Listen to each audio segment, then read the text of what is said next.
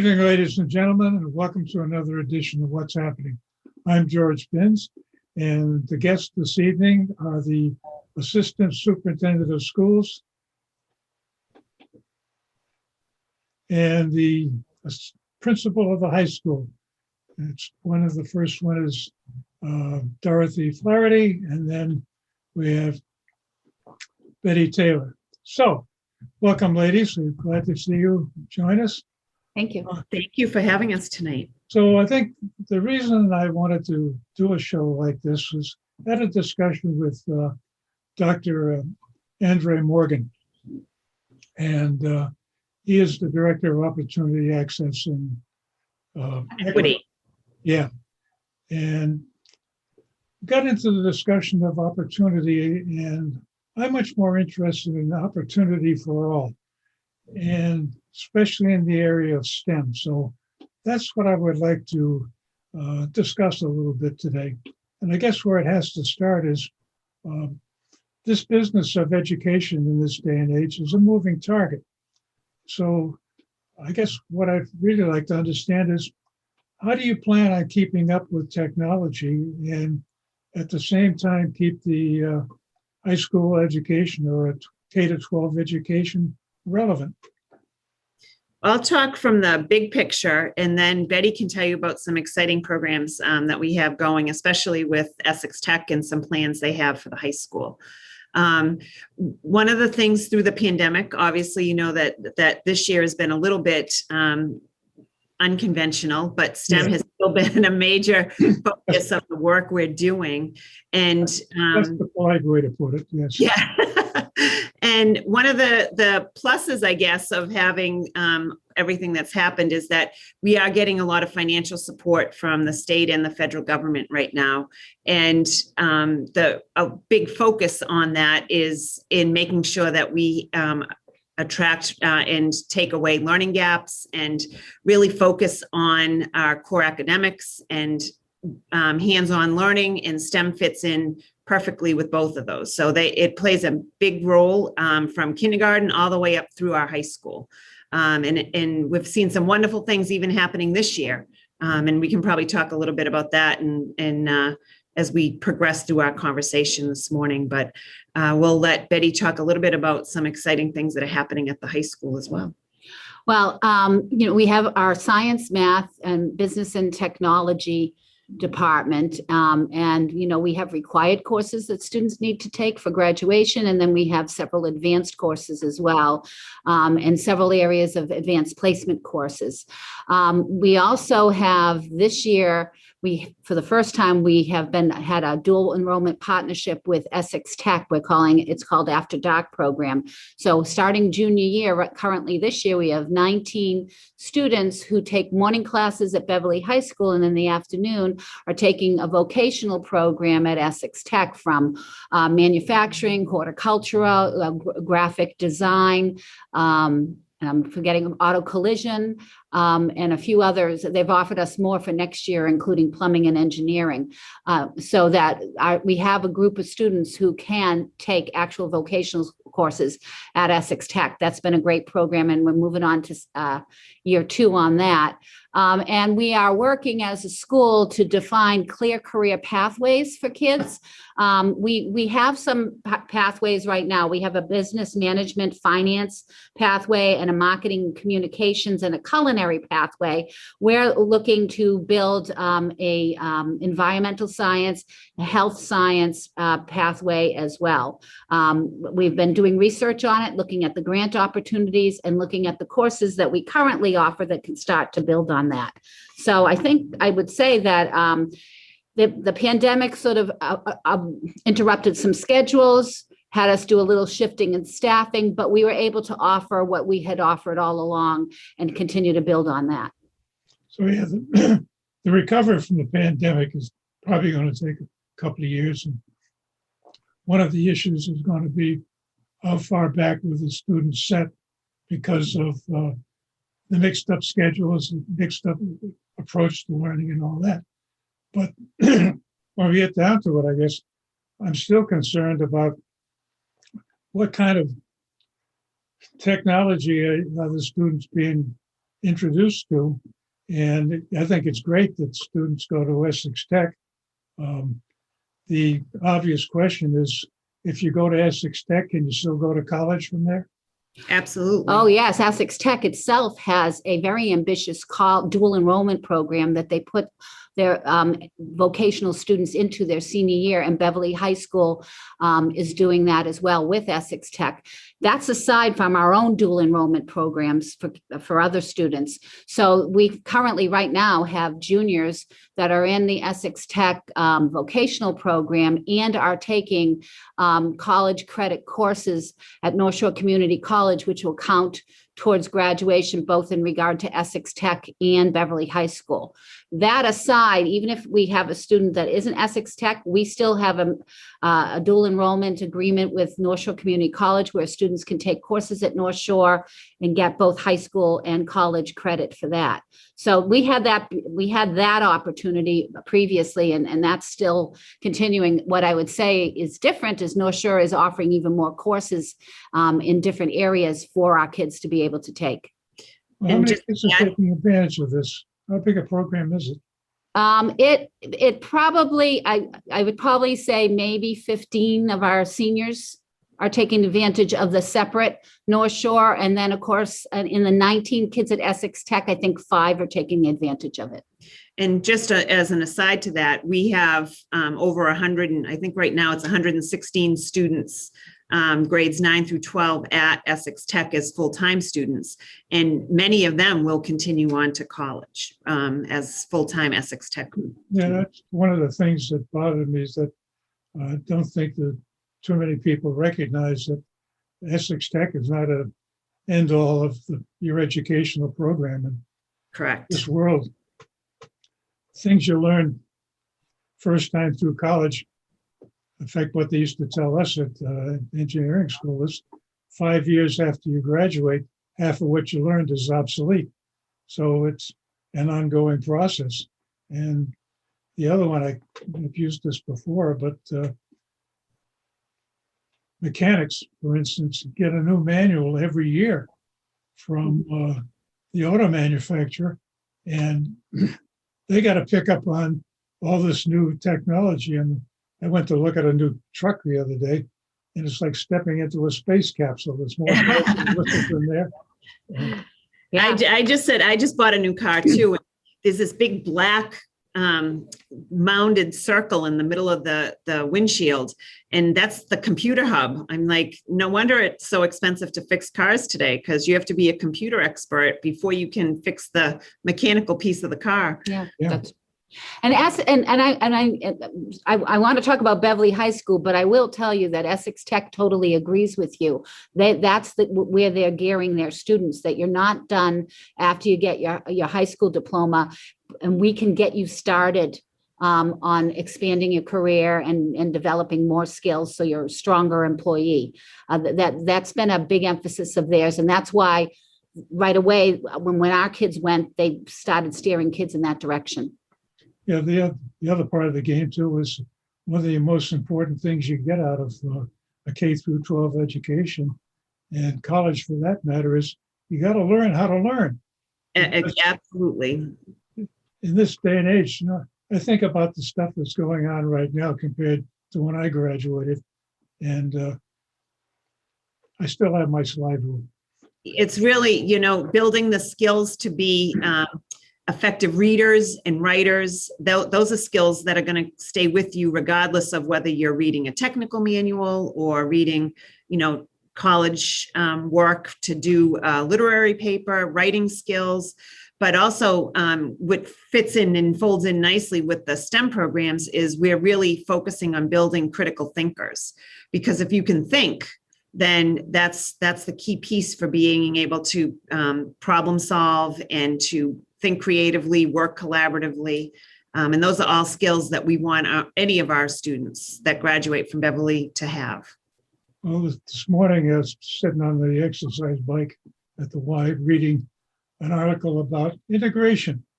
And it's talking about how the technical community, this was based on, is now being forced to integrate between all the different disciplines. So you look at any project, and the one they use is like an iPhone, and you start opening that thing up.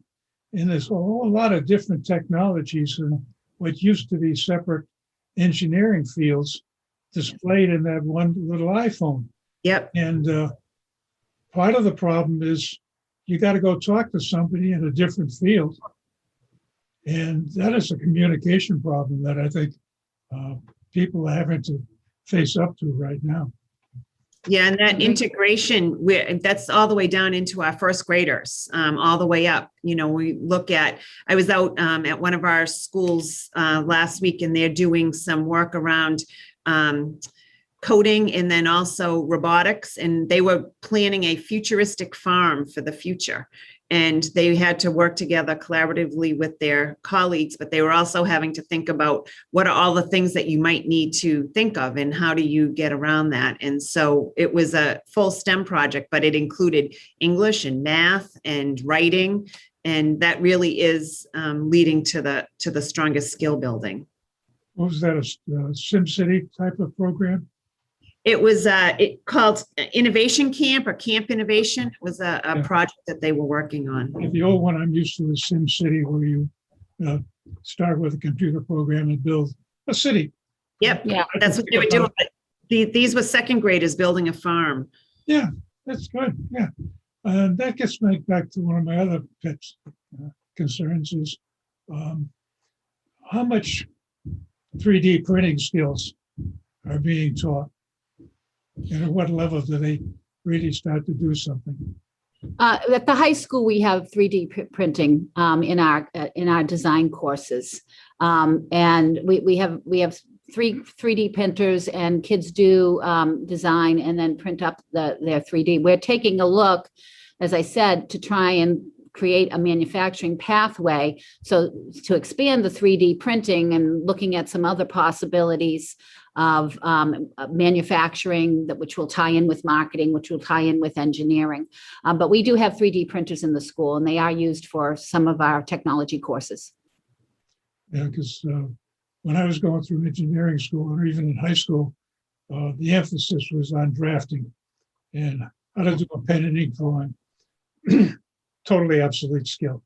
But one of my granddaughters has got a boyfriend who's an engineer, and freshman engineering at UMass Lowell is learn how to run a 3D printer. And it's something that every technology that people get into is going to be involved in additive manufacturing, which is the fancy name for it. And there was an article I was reading showing somebody designed piece of architecture to go over a doorway, and it was carved out with a 3D router, and it was sent off to a stonemason, and they used that as the model to make a stone version of it.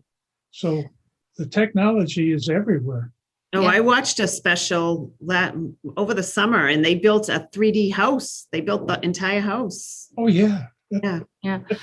I mean, I can think of a practical application just in the school. When I was doing a school play, because I had some theater background, I needed a prop. And I went to the science class, the coding class, and they created the props with the 3D printer for me. Yeah. It's the way of the future. And the other thing I'm interested in too is when I went through high school, I had to take 2 years of foreign language. In this day and age, shouldn't computer programming be considered the equivalent of a foreign language?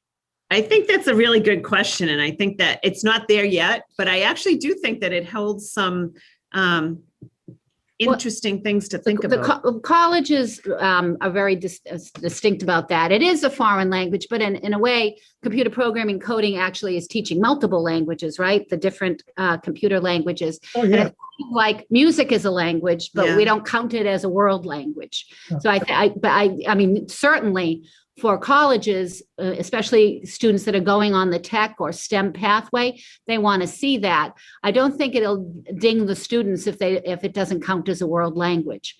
Most colleges see that as a distinctive, different thing. Gigs in being an engineer, not into foreign languages. Well, our kids have to, if colleges are recommending years? 2 years 2 years. consecutive language. Yeah, And we have plenty of kids that take 4 years. yeah, and if the high school French is good enough to get me through my language qualifying exam That sounds like me. I high school French too. with a very fat dictionary. But at the same time, I think the emphasis on foreign language is misplaced because one of the jobs I had was international marketing. Somebody told me, hey, next week you meet the MAC Air team in the Hilton Hotel in downtown Athens. And I was in panic. How do I even ask for a taxi in Greek? I had no idea. And I found out that English is the lingua franca of the whole world right now. And I had 3 countries, Spain, Greece, and Turkey, and everything was done in English in all 3 countries. And even when went to France for a CAA meeting, so all done in English. So I'm a little confused as to why people like to have a foreign language, but that's another subject. Well, we could talk about cultural, knowing more about a culture, how people talk tells you a little bit about them. Okay, if you say so. But I do say so. I'm the English background, so I do say Right. so. Well, I and I can think when- imagine. I'm preaching to the choir. I know, and it's not going Yeah. over well. But when we're traveling globally and you're working with people, they're all bilingual. So they know English, but they also know the language of their country. Oh, yeah. And I was amazed to conduct a negotiation with somebody in Spain, all in English. And Yeah. be able to handle the negotiation from the other side in a foreign language, that's amazing to me. Yeah. But And it's not an easy language to learn either. Yeah. the only one I heard is worse is German, but that's, Oh, I heard That's hard. German's, I heard German's Really? easy. Really? Oh, it sounds Well, hard. I have an aunt who's a doctor of economics, and she had to take her economics exam in German. And she said, oh, I just taught myself it was easy, but maybe she's a very smart person. they put a whole sentence into one word. It just, anyway, the other thing I was concerned about is what are you teaching for mathematics? You know, everybody was been pushing calculus. In fact, I was one of the advocates for teaching calculus. This is way back when I was on the school board in 1968 through 73. And that was something up and coming back then. Yep. But nowadays, the language of computers is linear algebra. Computers can't do calculus. They can do linear algebra like a whiz. So is that something you're considering? I went and talked to some of my math teachers, calculus and the computer, and they say actually computers are doing that now, but we do some linear algebra. Our students would take their freshman year either Algebra 1, or if they took Algebra 1 in middle school, they would take geometry. Then the next year is geometry or Algebra 2, and then Algebra 2. And then we have several electives, including the computer programming. We have pre-calc and calc, college review math. So we're requiring 4 years of mathematics. And by junior, senior year, they branch off into different areas. So some kids will do the computer programming, some will do the calculus. Yeah, but the one that you're doing computer programming and you're doing any serious data searches, you're into a matrix. And that's all linear algebra, massaging it and trying to solve some of these matrix problems with pencil and paper. Oh, it's tedious. But Yeah. computer just flicks the switch and it's there, kind of thing. So that's what I think that I get concerned that things like that don't really come up early enough to catch the kids when they need it, and they have to catch it later. So when are you thinking is the best time? After they've had Algebra 2, Mhm. an introduction to linear algebra. Because along the way, you get exposed to a matrix, and it's a terrifying thing to do by pencil and paper. Try to invert a 3x3 matrix, and it'd take you about 15 minutes. And you're not learning anything, you're just grinding it out. Yeah. So the idea is that how do you teach a computer to do it, or how do you get a computer to do it? And that's some of the technology I think that really needs to be at least introduced and exposed so that, oh yeah, I heard that once before. And the bells start to ring and, oh yeah, kind of thing. So is the linear algebra integrated into the math classes that Into we're already doing, some- not a separate? What I've been told is there are some units, I wouldn't call the whole course linear algebra. Yeah. Yeah. And there's a very nice course that's free online, taught by a professor at MIT. And it's a freshman level course there, kind of thing. So that's a way to pick up some information. And the other concern I have is we got STEM programs all over the city, theoretically. Do we have any STEM certified teachers in the system? Because the last time I asked, the answer was no. Well, if you mean Beverly High School, my teachers are certified in their area, science, tech, mathematics. But how about technology? Technology, yes. Okay. Science, technology, and mathematics. So they just got one subject each? Is that what it comes down to? Some people have multiple certifications, but whatever the course is, I make sure there's a certified teacher teaching it. Yeah. How about the middle school? The middle school did have a STEM teacher and they left. And I'm not sure because this year up until now, we were doing some asynchronous learning. So I would have to double check this actual certification, but we did have a STEM certified, and then all of our science teachers are certified in science because it's a general science degree. And then for elementary, it's integrated into the elementary standards. Well, the experience I had very briefly teaching in a K-8 school, one of the things that popped into my memory forever, I guess, is the quality of the questions you can get from fourth graders. Third graders are starting to ask decent questions. Fourth graders are asking very good questions. And I think that's when you start to need a teacher who has a background in that particular level of science.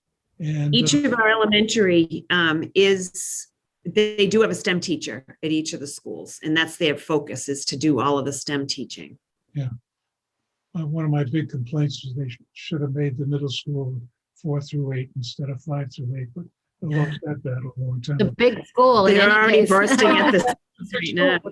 I mean, that's when the kids start to get to be curious in math and science. And more than once, I've gotten called into a classroom to solve a math problem for a 5th grade teacher that, hey, that's not her bag. And needs somebody with a different background. But anyway. Well, that's a good point, George. And I think one of the big concerns for education is getting more people with a math and science background into teaching. Yeah. That's always tough.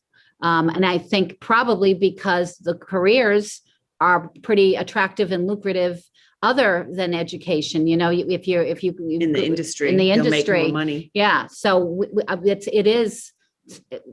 we have to do really rigorous recruitment to get people with that background to come and teach. At the risk of infuriating the union, why not just pay them more for the special skills? That's what engineers. Well, and you may infuriate the union. We'll be okay with that. It really is how much more, because I've met people who are thinking about it, but the difference is huge. So let's forget about the union. The question is, what is that threshold line? I'm not sure what it is. Yeah, it's not an obviously simple question to be answered. No, but we a lot of rewards to teaching, and especially if you love your subject and you think it's important for kids to know. I mean, we have people that are from the sciences that imparting that information is important to them. And that design and build is, like I said, it's growing exponentially each year. I was at the middle school for an example over there, they were doing a design and build on aerodynamics, and the kids were building their own airplanes, and then they had to go back and relook at wingspan and length of the plane, and they were working collaboratively, and then they were flying the planes and seeing how far the distances that they could get. So it really is an integral part at all three levels: elementary, middle school, and high school. And I'd say one other thing, and I'm not elementary background, but I've been in the system for over 30 years. I know that the district, and I'd say at least the last 10 years or more, has worked on that concern you have of building up math and science skills for our elementary teachers who may have first had an English or an arts background, or that they've been working with more professional development and coaching and support so that their strengths are being developed in those areas. Yeah, we implemented a new math program this year at the elementary level. It's called ZERN. And along with it, we've done strong professional development, and the teachers will be getting access to some online on-demand training that they'll be able to access all summer and all through next year. And it really is making sure that teachers understand the conceptualization of the math before they're teaching it. And the kids are doing a great job with it, and the teachers are doing a wonderful implementation of it this year. We needed a program that could be done both in school, but also digitally. And this is a program that allows kids to access math, whether we were remote or in school. And then we use ST Math as a partnership with that, which is really getting kids to understand the conceptualization of math, not just the algorithms. Well, we've had a half hour of fun, believe it or not. These things go very quickly. And I've got one last question that I'd like to throw in, but we'll never get the answer. So I'll save it. I'll just give you a teaser. All this stuff talking about math and science and technology needs to be tempered by the fact that you got to get a lot more biology into the game, because Beverly is #1 area for employment. And at the same time, if I had to do it over again, I'd have to learn Latin and go to take a course in engineering related to biotech. So, and again, thank you. That could be our next conversation. And I was going because to we say, have a lot going on we have there a too. strong bio program. We have a Good. very strong bio program. We may have to do this again. Yes. Absolutely. All right. Okay, so thanks a lot. We appreciate you stopping by and taking the time to talk with us. And ladies and gentlemen, we'll have another one of these sessions because I got more questions and I got more answers, so it'll work out. Thanks for joining us, and stay tuned. We'll see you next time. Thank you. Thank you very much.